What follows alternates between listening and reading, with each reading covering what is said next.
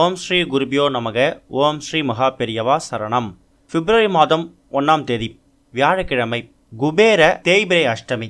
அன்னைக்கு தினம் இந்த ஒரு மந்திரத்தை, இந்த 6 எழுத்து மந்திரத்தை ஒரு முறை சொன்னால் போதும். முருகப்பெருமான் உங்களுக்கு எல்லா விதமான ஐஸ்வர்யங்களையும் அள்ளி கொடுப்பார். ஒரு மாதமும் 2 சஷ்டி வரும். அமாவாசைக்கு பிறகு வர்றது வளர்பிறை சஷ்டி. நம்ம கிட்ட இருக்கக்கூடிய செல்வங்கள் வளர்றதுக்கு வளர்பிறை சஷ்டி அன்னைக்கு நம்ம முருகப்பெருமானை வழிபடணும். பௌர்ணமிக்கு பிறகு வரக்கூடிய சஷ்டி தேய்பிரை சஷ்டி.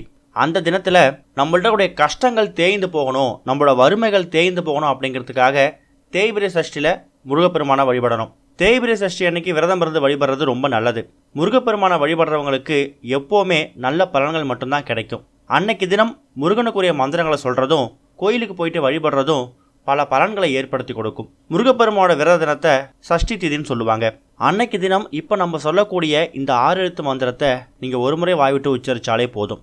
முருகப்பெருமானுக்கும் 6 அப்படின்னு சொல்லக்கூடிய எண்ணுக்கும் ஒரு மிகப்பெரிய சம்பந்தம் இருக்குது. அன்னைக்கு தினம் விரதம் இருக்கிறவங்க நாள் முழுக்க கந்த சஷ்டி கவசம், கந்தகுரு கவசம், இது மாதிரி மந்திரங்களை சொல்லலாம். முருக சிந்தனையில் மட்டும் இருந்து அவரோட அருளை பரிபூர்ணமாக பெற முடியும்.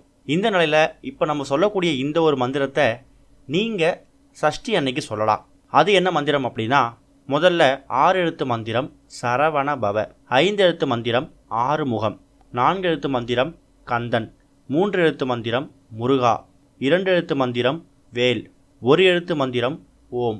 இப்போ சொல்லியிருக்கக்கூடிய இந்த மந்திரங்களை உங்கள் வீட்டோட பூஜை அறையில் முருகப்பெருமான் நினச்சி விளக்கேற்றி வச்சுட்டு ஏதாவது ஒரு நைவேத்தியம் செஞ்சு வச்சு படைச்சிட்டு இப்போ சொல்லிக்கூடிய இந்த பெயர்களை ஒரு முறை வாய்விட்டு உச்சரிங்க.